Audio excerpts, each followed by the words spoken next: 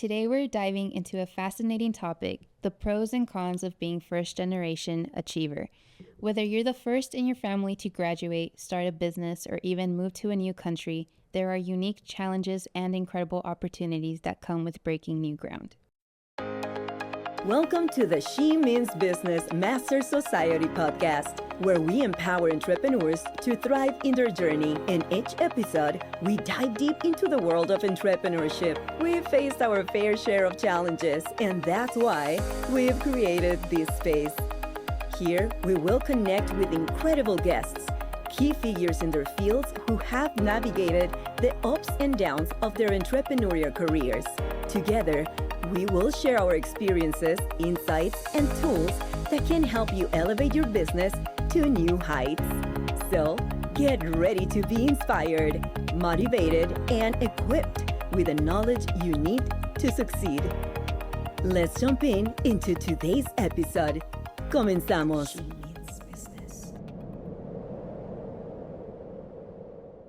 Welcome to the She Means Business Master Society. I'm Esmeralda, otherwise known as the Wonder Woman of Real Estate. I'm a first-generation Mexican-American, first-generation high school graduate, first-generation college attendee. I haven't graduated just yet. Oldest in my family as well. So I'm super excited to be talking about this with you, Leslie. I know prepping for the show, we kind of chatted a little bit about it, and I feel like this is going to be such a fantastic episode for our listeners that are also first generation. You're not alone. I promise you there's plenty more of us that have had some challenges as well.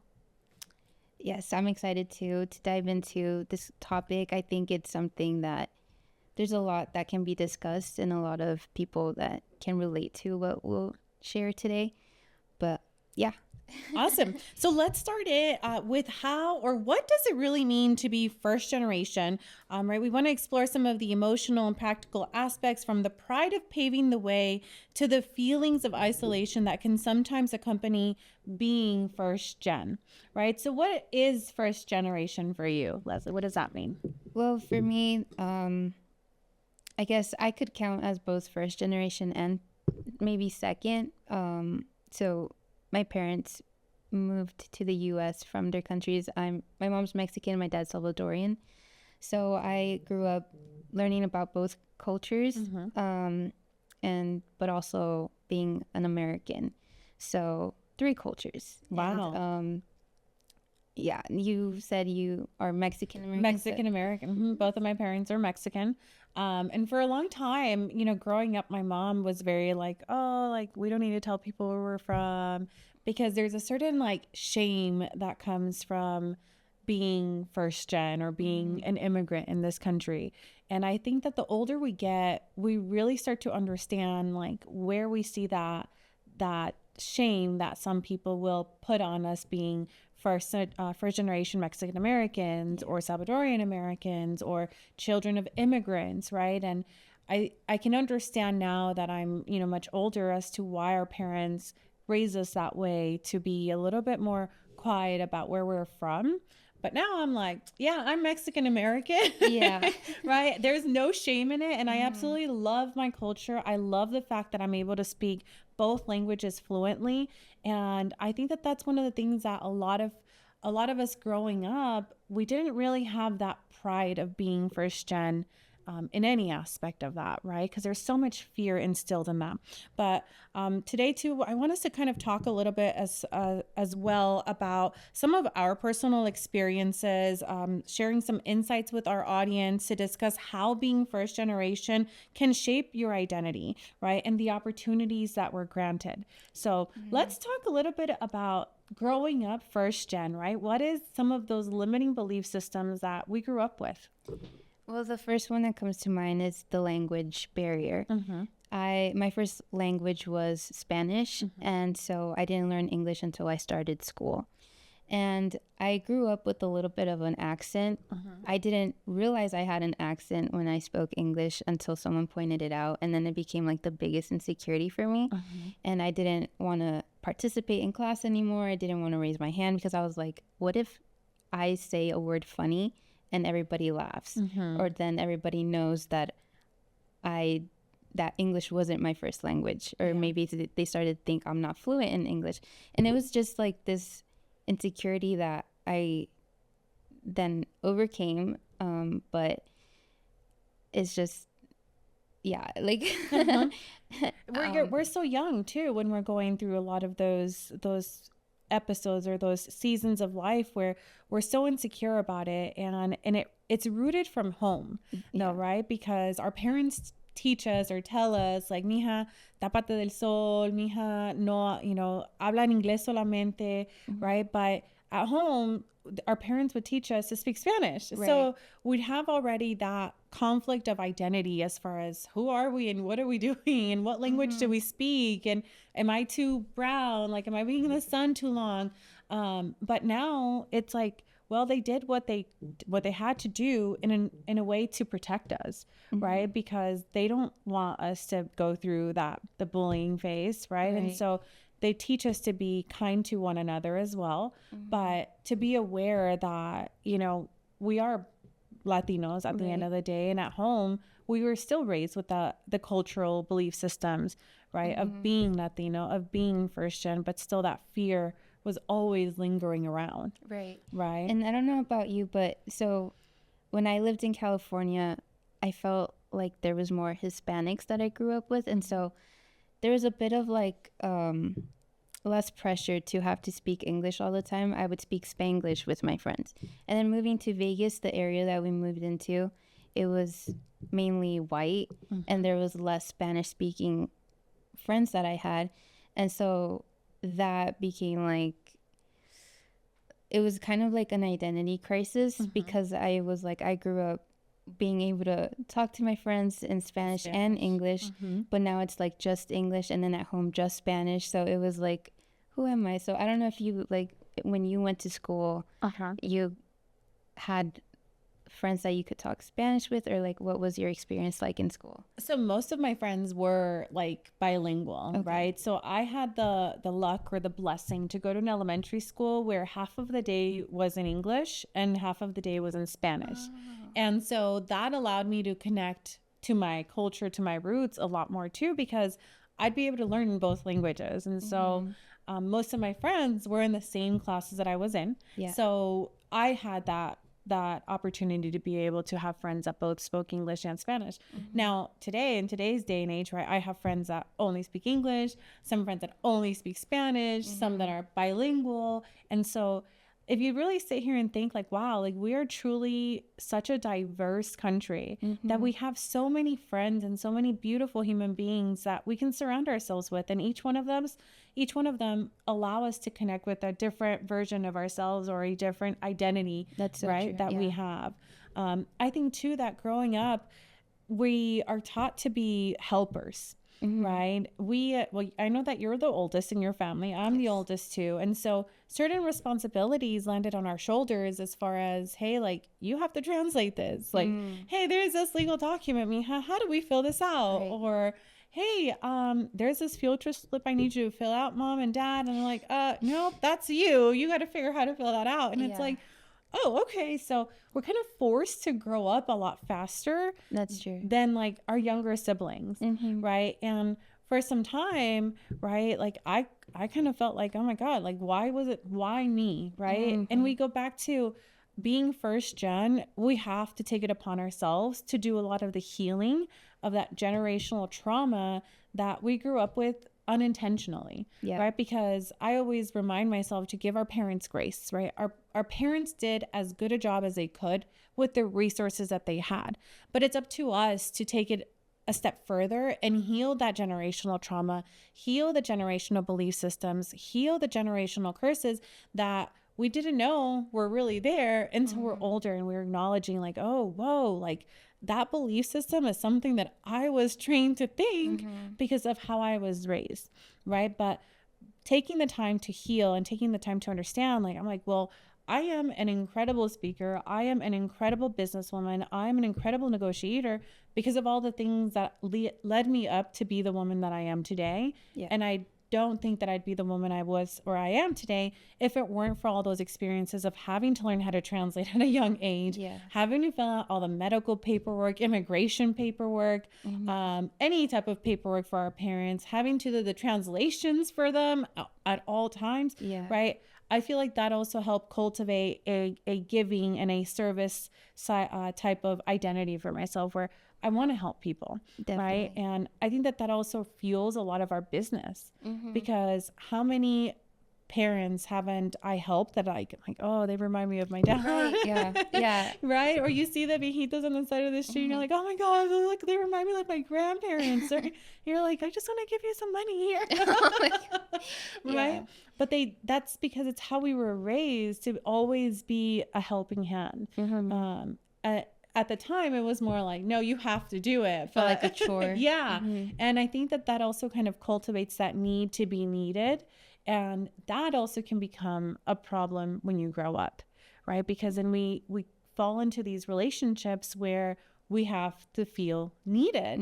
And if your partner isn't making you feel needed, that starts to create certain insecurities. And I'm guilty of that, right? And so I had to put in the work. I'm like, okay, Esmeralda, what is going on here? Like, why are you thinking this way? And it's like, well, you're dating a very highly independent, hyper independent man that doesn't need to be taken care of the way you've been culturally programmed to take care of a man, right? And I think that that's another thing that is a challenge, but can also be a blessing, is that we are taught as women, we are the providers. Well, not providers, right? But we're the nurturers. And viene el hombre y hay que hacerle de comer y hay que plancharle la ropa. And even to this day, like when we go to Mexico with my family, a mi hermano, mira, te traigo la tortilla. And it's like, why is no one catering to me this way? You know?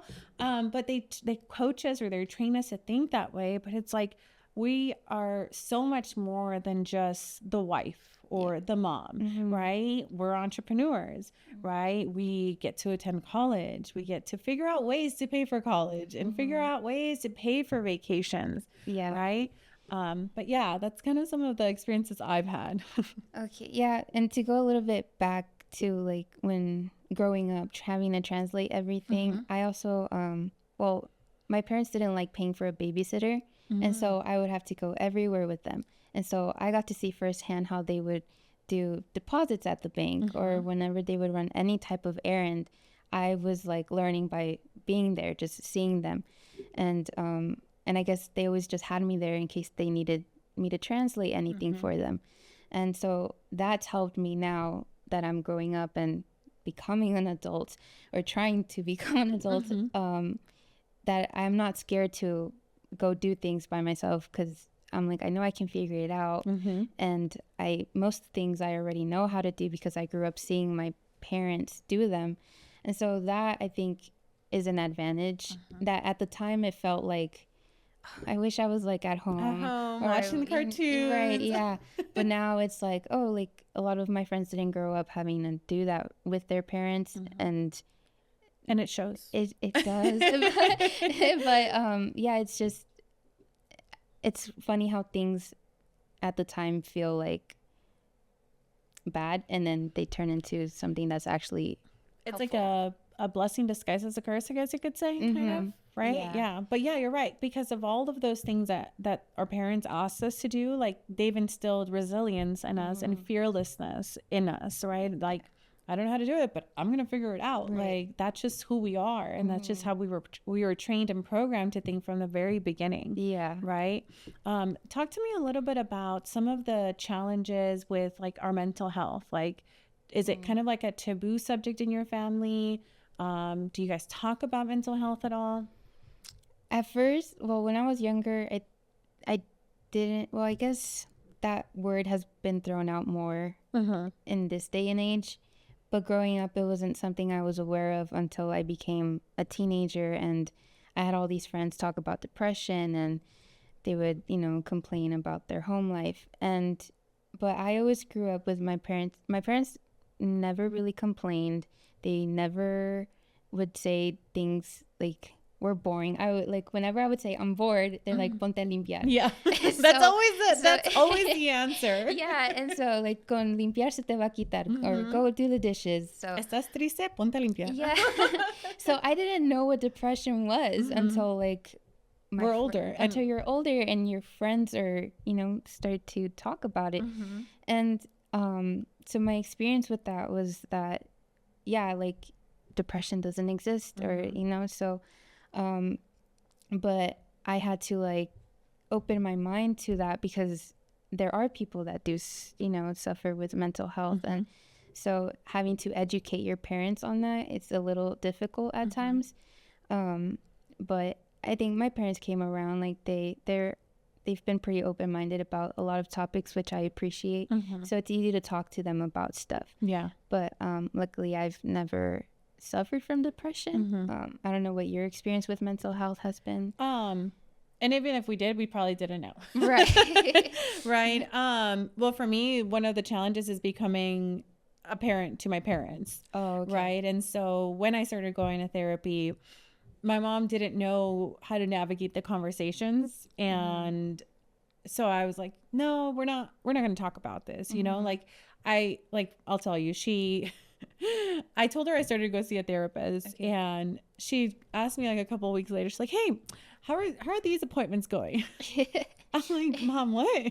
She's like, yeah, how are these appointments going? I'm like, you're talking about my therapist, like how it's going with my therapist? Like, yeah, that thing. I'm like, okay. I'm like, well, first off, I'm not crazy.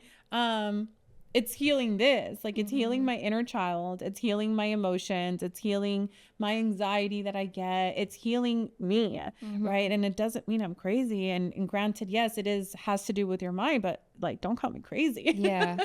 Right. So I kind of set the boundary, and that's where I've learned that with my parents, like my job is to be there for them, but my job's also to protect myself and set boundaries. Yeah. Right. And so, like, for example, my dad will sometimes play victim, and I'm like, bro, you're not doing that with me. And I set my boundaries, and thankfully he's been very receptive to it.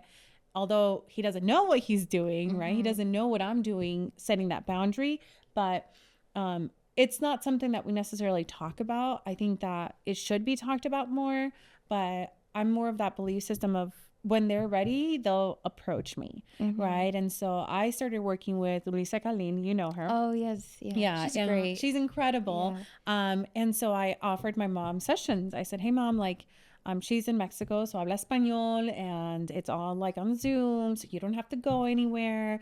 Like, if you want to go see her, or if you want to schedule an appointment with her, the option is there. I will pay for it. Like, you don't have to worry about it. I'll come. I'll help you get set up, and you do your thing. And I left it there on the table. And whenever she's ready, she will come and ask, hey, like, I'll go talk with her. Right. But I just think that a lot of the times you just kind of have to let them approach the subject.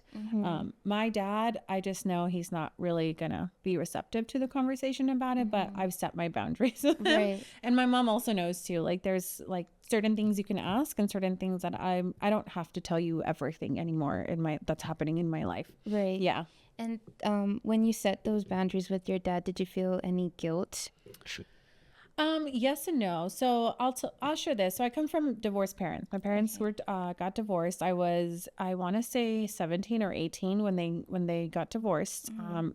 That was a very difficult phase of my life. So I did go through a lot of depression. And I was in a very emotionally and mentally abusive relationship too. But to me, that was love, right? And that's where we go back to healing that generational trauma and what love truly is. And so I struggled with it. But I don't feel guilty anymore because I don't have him like throwing unnecessary jabs at me anymore. Okay. Right. And so like he says, oh, you guys stole my house. And I'm like, first off, the courts took the home from you and gave it to my mom. And second off, I told you to hire an attorney. And third off, you left the state. So I didn't take anything away from you. If anything, I guided you in a way to prevent this from happening. And I tell him, I was like, at the end of the day, you also don't know half of what happened when you left. Like, my mom ended up kicking me out. I was 17 and she grabbed my clothes, threw it out in the driveway. I love you, Mom. I do. But but these are some of the challenges that we have, right? And so I've been on my own since I was 17 and I was kicked out of the house. And so I tell my dad when he's out there and said, oh, you guys took my house away from me and you guys kicked me out. I'm like, I'm going to tell you who really got kicked out. And I told him the story and tears, like, you know, he started to get teary-eyed.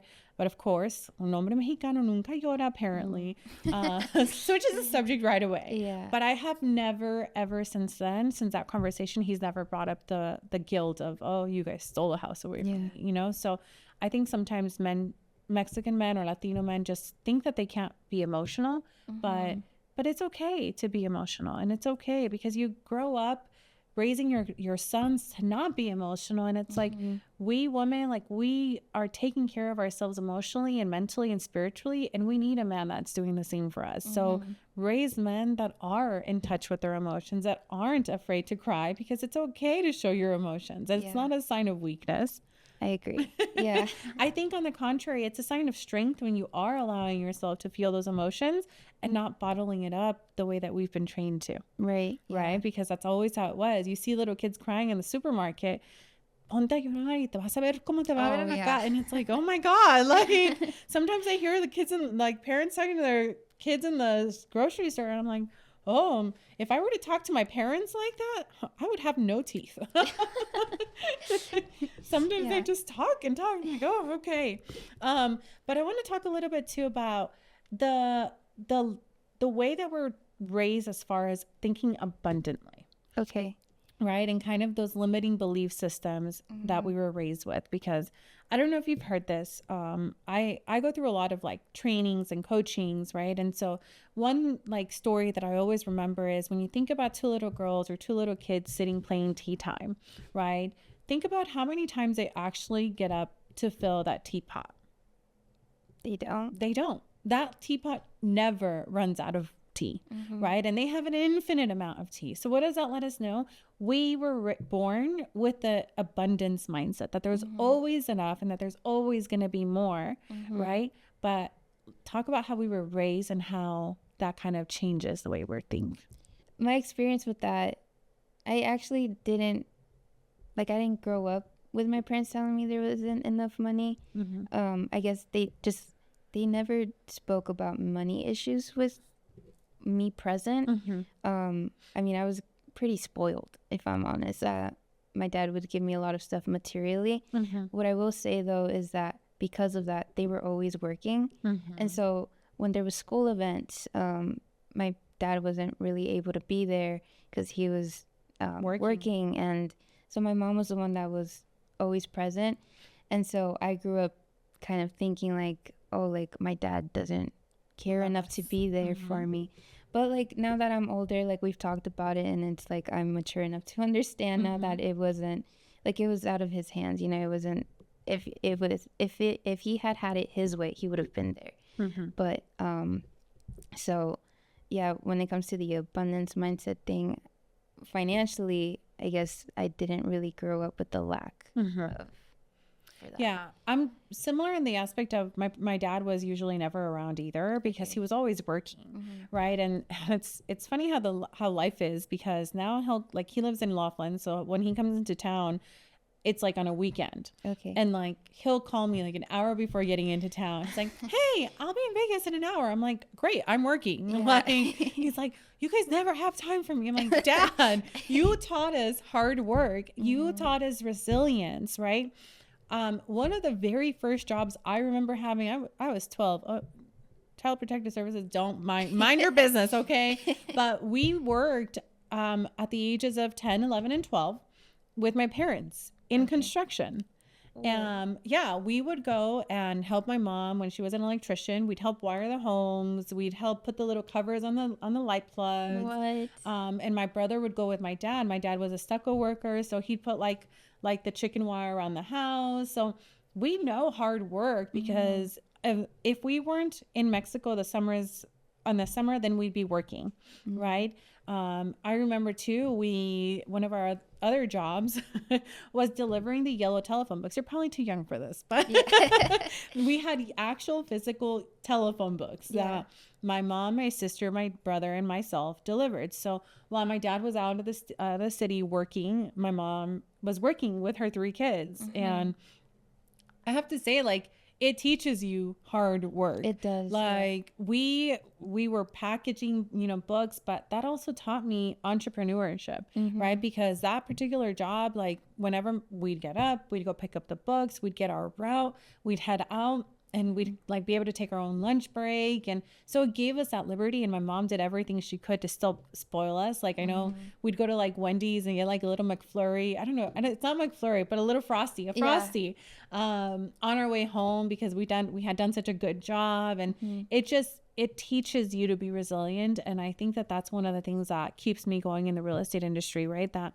wow, like my parents have literally like worked in the sun and the heat, and I myself have worked in the sun and the heat too. So being able to be in an office or out showing homes, like what a privilege, and how lucky are we that this is the life we get to live by design. Yeah, I agree. Yeah, I definitely learned like a lot of work ethic from my parents. And whenever I'm having like a hard day and I'm just like stressed out of my mind, I just think back, I'm like, well, it could be worse. Yeah. Like, because my parents tell me all these stories about the different jobs they had growing up and how young they started to work. And I mean, my mom says she used to sell mangoes, I think, at the beach when she lived in Mexico. Wow. And in the sun, and like your feet burn, and and just to make a few extra dollars to help her parents. And so my dad also had like, he started off as a dishwasher when he came to the US. And he also he worked at the campos, and because he lived in Sacramento, California, the fields where they like grab the grapes and stuff. Yeah, so all of that. And so they had like tough labor jobs, and then they chose the entrepreneurship route. And that was long days too, having to start a business from scratch. And so it's a lot that I admire about them. And whenever I feel like, oh, this is hard, like, no, Leslie, it's really not. So but it like helps you remain in that like state of gratitude, of like humbleness too. Yeah, humbleness. Like I know for me, like sometimes I have a challenge with putting work away and enjoying the present moment and enjoying my me time and like actually disconnecting from work. But again, I remind myself, like, this is what my parents taught me. Like, I'm always supposed to be working, because if I'm not working, I'm not doing something right. Right. And so that's one of those curses that it's a blessing, but it can also be a curse, because we don't know when to stop, and we don't know when it's time to like take a break, and we don't know that it's okay to take some time off. Right. I think that that's one of the challenges that I had becoming an entrepreneur, is that like I was always working, and I would go on vacations. Like, I'd take my mom, my sister, my cousin on vacations, but the number one complaint I'd hear is, you're always on your phone. And in my head, I'm like, well, that's how I'm paying for this vacation. Like, this is how I'm able to afford to take you on these trips. Right. But I have to remind myself constantly to like put your phone away and like be in the present moment. And you've worked so hard to be able to enjoy these moments and these luxuries. Right. I will never forget. So I worked in the timeshare industry for a while. Okay. And one of my issues, or I had an accent, right? And so I had a client or a visitor that like made fun of my accent. And mind you, I'm like 24, 25 at this time. So like, I have thick skin, or so I thought. And so this lady like makes fun of my accent, and I'm like, I didn't even realize I had an accent. Like, so I go to my director of sales office, and I'm like, I just want to cry. Like, this lady was like really mean to me. Like, and I'm like, I can see like why my mom, like, I know she speaks English, but she doesn't like to, like, she'll tell me to speak because of her accent. And like, I never felt so like shamed and like so empathetic towards my mom, that like, wow, like that moment.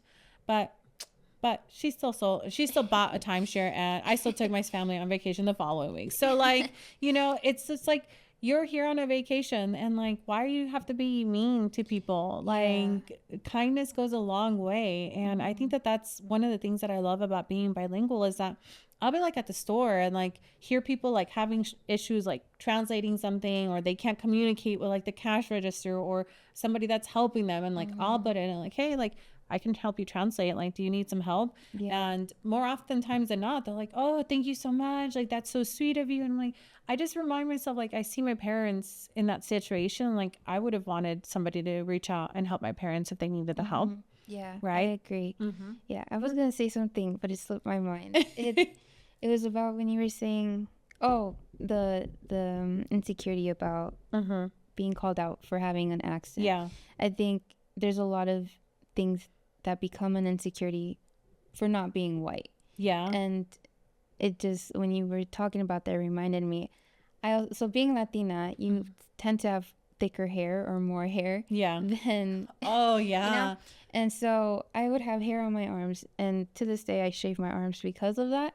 Because I remember I liked this boy when I was like in 5th grade, and he was like, I think it was like summertime, and my parents didn't allow me to shave my legs yet. And so I was like 12, I think. And he was like, you have more hair on your legs than I do. And I was like, oh my gosh. And it coming from the boy I liked, it was like, I didn't want to like go to school anymore and stuff like that. So I've had that happen to me too. Yeah.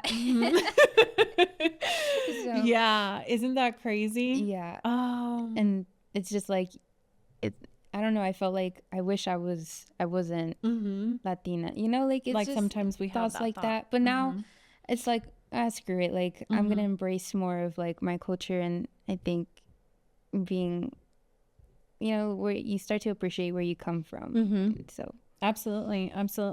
I think too that being able to experience both cultures, right, is such a beautiful thing. And sometimes I feel myself having a little bit of an identity crisis, because it's like I was raised to be a nurturer, and I was raised to cater, and now it's like, well, I deserve to be catered to too, right? And I deserve to have the same attention that I give another person myself. Like, you know, it's just our mothers culturally are just like taught to put their kids first and their husband first and not question it. And I think that that's probably where I struggle with a lot of my tias and my mom. And it's like, no, you should put yourself first. Like, because your kids feed off of you. Your husband should be feeding into you too, because your kids feed off of you. Right. I remember one time I was talking to my mom, and she said, oh, well, I don't know how you have time for all of these things. I'm like, oh, and that's where I understood a lot of the issues that her and I have, the clashing, is because she didn't have the same opportunities I do. Right. And so sometimes she thinks, oh, you're just wasting your time. You should be doing this. You should be doing that. So we go to the expectations of higher education. Right. My mom was a straight A student, but migrated into this country when she was 17. Didn't know a word of English. Didn't know if she was ever going to see her parents. And I think that sometimes we as first gen, we forget to take a second and really think about like the sacrifices that our parents have made. But so I sit there and I think, wow, at 17, what was I doing? And would I have been able to do what my mom did, seeking a better life? Right. And so sometimes I feel like I owe it to her to go and pursue her dreams of becoming a doctor or an attorney.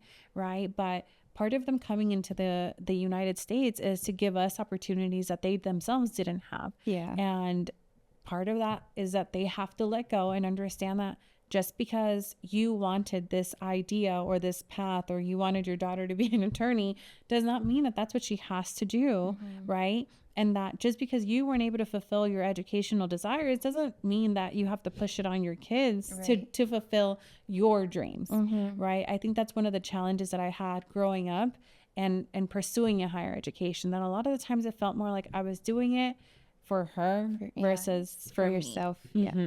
And it's crazy to think, because that's what they're programmed to believe. Oh, you're going to have a degree. You're going to make so much money. Right. But America is such a land of opportunities that you really don't need a college degree to make six figures or seven figures. Yeah, especially now. Like there's so many different careers that you don't need to go to school for, and you can make the same amount or maybe even more than people that do get a degree. Yeah. And real estate being one of them. And I know being a social media influencer Yeah. is right there too. We are influencers. Yeah. Yeah, but it's just it's having to like educate them or try to get them to be more open-minded with topics like that. Girl, I bought my mom the book Rich Dad Poor Dad in Espanol. I brought it to my mom. I said, hey mom, I just finished reading this book, you should read it. I don't know if you've read it, but it talks about the rich dad and the poor dad. And the poor dad not having, I can't remember the order, right? But one of them has a college education and the other one doesn't. And I think it's the rich dad that doesn't have the college education. That's right. It's the rich dad that doesn't have the college education and the poor dad that does. Yeah. And that's why I wanted her to read the book. Ask me how many pages she's read. None. Like none. I'm like, Mom, I brought you this book to read. She's like, oh, I'll get to it eventually. I'm like, yeah, sure you will. Okay, it's fine. We go back to we can bring the horse to water, but we can't force them to drink. Right. But I know for me, one of the challenges too with going to college was figuring out how I'm going to pay for college. Right, because being the oldest, I'm seeing our taxes. I'm seeing how much we make. I'm paying the bills in the house. Like I'm doing all the accounting, and I'm like, where on this am I going to find $2,500 per semester to go to school to get this college education? And I think that also instills like a fear or like a need and a rush to like get good grades to get scholarships to pay for your college education. Yeah. Right. I remember too, my first semester at UNLV, I literally had no idea what I was doing. Like one class was like on one end of the whole UNLV campus, and then the other was like on the other side. And like, it's only like a 15-minute window that you have to go from period to period. Yeah. And it's like, I'm walking in 20 minutes late because it's a big campus. Yeah. And no one taught me, Esme, you should look at where the classrooms are at and pull up a map of UNLV and look at how far the classes are at and like properly space your time out. Like I didn't know that. Yeah. I didn't know that. Did you grow up wishing you had an older sibling, whether it be like a sister or brother, since you are the oldest? I kind of think that it's more like you don't miss what you don't have, or you don't miss what you've never had. So no, in a way, yes, because sometimes like the stresses of being the oldest, but I loved being there for my family, and I loved being there for my brother and for my sister. I went through a very challenging phase in my life, right? So back to the college story, I got a full ride to UNLV. I had the Ronald McDonald Scholarship. I had the Latin Chamber of Commerce Scholarship. And then because I applied early, I didn't know this, UNLV matches all your scholarships. So I was getting checks after every semester of school. But during this time, my parents divorced. During this time, I also was a director for a nonprofit, and I was working 80 hours a week and going to school. And mind you, this is the time that my parents are like splitting up. So I was taking care of my brother and my sister, getting them to school, feeding them, grocery shopping, doing all of those things. And I eventually ended up having to drop out of school. I flunked out. I like straight F's. So I'm like, oh, that's so beautiful. Right. And so it's just those things that like, wow, like your life really can change. And I wish at that point in life, I wish I would have had somebody else that I could rely on, or I could, look to for some support. But we go back to, okay, I was put in situations that God himself knew I was going to be able to figure out to get out of them. Right. And they built who I am today. And I think God now has rewarded me with beautiful women that I think or consider as sisters, as older sisters that I didn't know I needed, because there are times that I can't have conversations about like mature relationships with like my little sister. Yeah. Right? So having those older sisters of sorts, like I feel like they come into your life when you need them and when you're ready to receive them. That's true. I agree. Because I did grow up wishing I had an older sister, and I had friends that had older sisters, and just they would go out with their sister, and or their sister would pick them up from school, and I was like, I wish I had an older sister. But then when I was old enough to drive and be the older sister, I was like, no, this is actually way better, because you don't get anything secondhand either. You get everything firsthand. Yes. And my sister would get all the secondhand stuff, but I think but it's also like you experience everything first, and so you're like the guinea pig for your parents. Yes. And so they experiment everything with you. And Yes, so I grew up not being able to go out a lot, but my sister now gets to go out all the time.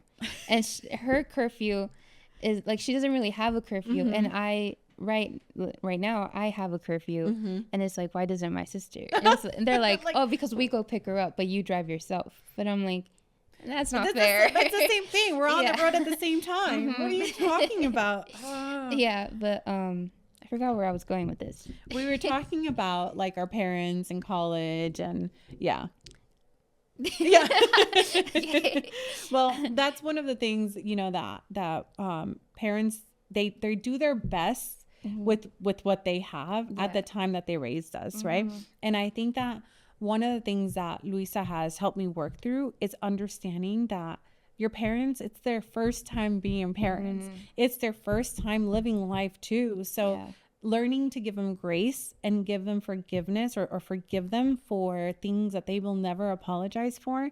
That is one of the biggest things that I've been able to gather from therapy. Yeah. Right. Like, my parents did as great a job as they could. They did, like, I look at how much money they made back then, and I'm like, how did we not go hungry? Like, how did we have everything we did without us having to, like, go and ask for money from our friends or from our family to put food on the table? Right. My mom figured out ways. My dad figured out ways, whether we went to like the back to school backpack drives to get utensils for free, or we went to food banks. Like, my mom and my dad always found a way to put food on the table and to make sure that we would clothed properly for school. And they did their best to put us in the best school that they possibly could. And I think that's great to, like, well, yeah, it's sad, but it shows you like a skill of problem solving. So when you go through tough stuff, once you're older, you always find a solution, because you're like, my parents had tougher problems to overcome, but they overcame them. And so this is like super small compared to what they had to go through. And it's just that, I think, is another blessing in disguise, like you said. I think too, one of the things that we have to remind ourselves too is that our parents also have that inner child. And most of them didn't have the opportunity to experience life the way that we have been able to, right? And so one of the ways that I like to heal the inner child in my parents, right? So my dad, like, I know what his thing is. He loves to go to the horse races, and that's his thing, right? But I don't enjoy it. So I have to find something to keep him happy and to like see his inner child like having a fun time. And I get emotional about this because like my dad's just such a hard worker, but like seeing him just relax and enjoy and like actually get passionate about something. So we'll go to like bingo nights. And granted, I'm like the one that's having to like stamp half his card for him because he misses the numbers, right? But seeing him have a good time and like be competitive with like my brother and my sister, I'm like, this is like granted, it's like $5 to play bingo, but the amount of fun that like I get to see my parents have, like it's a time, it's an opportunity for us to bond. You know, my mom, she like I had said before, she came into this country when she was 17, worked all the way up until the day she left Mexico. My grandma had a tortilleria, and then they had a bakery. And so my mom comes from a generation of entrepreneurs, but she was always working and going to school. That was kind of her ritual, right? And I asked her when I took her on her very first vacation, I took her to Cancun, and I was like, oh, Mom, like, have you ever been here? And she was like, no, mija, like, nosotros nunca teníamos dinero para eso. And I'm like, what do you mean? I'm like, you've never been to any of the beaches in Mexico? Like, you're a Mexican. She's like, no, we never left Mexico City or Tlaxcala Hidalgo. Like, that's where we were. That's like, what was the need to go anywhere else? I'm like, well, to relax. And I could not, Leslie, like that moment, my heart like sunk for her. But like, this is why we do what we do, to be able to give our parents that childhood that they didn't have because they had to come to this country to work. Right. I remember that first morning, like my sister and I, so I got like a 3-bedroom that connected all 3 bedrooms and on the first floor because I wanted her to enjoy the breeze of the ocean. And we woke up the next morning and my mom's gone, like gone. She made her bed, cultural, you know, it's culturally, you make your bed. The first thing you do when you wake up is you make your bed. Made her bed and left. And I'm like, I wake up and I go to the second room. She's not there. That was her room. I go to my sister and my cousins. I'm like, did mom say anything to you guys? Like, no, why? I'm like, she's not in her room. And so we're like, all right, let's call her. Well, she leaves her phone in her room. I'm like, all right, this is fantastic. So we start walking around the lobby. We walk out to the pool area. This woman is walking on the beach by herself, just like enjoying like herself. And I'm like, oh, mom, like this is why we do what we do. And these sorts of experiences are what we are meant to do for our parents. Yeah. Wow, that's a sweet story. Yeah, I don't have any experience. Like I still live with my parents. So what I can give them is like just spending more time with them because, well, since I grew up not with them not being, well, always working. They were always working. And so now I'm the one that works. And so I spend a lot of time away from home. But I try to like block time out in my week to spend time with them. And because also you only get one set of parents and they're not going to be there forever. And so trying to cherish these moments right now, it's like, oh, like I'm so rich in life right now because I have my parents.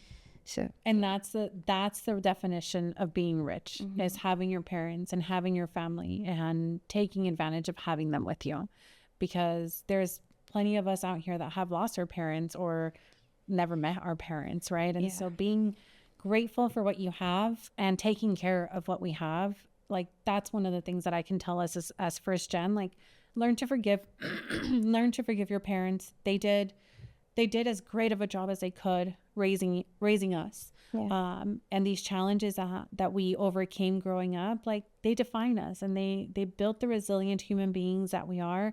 They built the trailblazers that we are. They built us having to have that identity crisis. How blessed, how lucky are we? It makes that we us get a little to spicy. Yeah. You know? Yeah. we get a little bit of like the calm, like American life, and then like the hustlers, right? But learning to balance that and learning to appreciate your parents. I mean, think about it. Like they came into this country without knowing if they'll ever see their home country again, without ever knowing if they'll be able to see their parents ever again, without knowing a word of English into this country, that all they knew was that they were going to have to work. And that's all they came to do. And we are a version of the American dream that they never knew that they were going to get coming to this country. That's true. Leslie, this was such a great conversation. I hope that our listeners got to share or resonate. Some of what we shared with them resonated with them. And remember to like surround yourself with human beings that are good, that are kind, that have some of those similar upbringings, because there's a lot of us out here and you're not alone. You're not alone. Learn to embrace yourself, love your parents, thank them, right? Sometimes I forget to say thank you to my parents, or I should tell them more often. Take them on vacation, take them bowling, like take them to play bingo. Like they didn't have a childhood. They didn't have that opportunity to do the things that we get to do. And as cheesy as it may sound, they have a fun time. Yeah, thank you, Esme. I actually learned a lot from what you shared today. There was a lot I didn't know, but it's good to like be able to have conversations like this because you know you're not alone. And it just builds like a stronger bond, I think. Yeah. So. And a community. Yes. And a community, right? Because what you are going through, I probably already gone through, right? And they're just fears or emotions that people can help you navigate through. Thank you for listening the She Means Business Master Society podcast. We will see you in the next episode.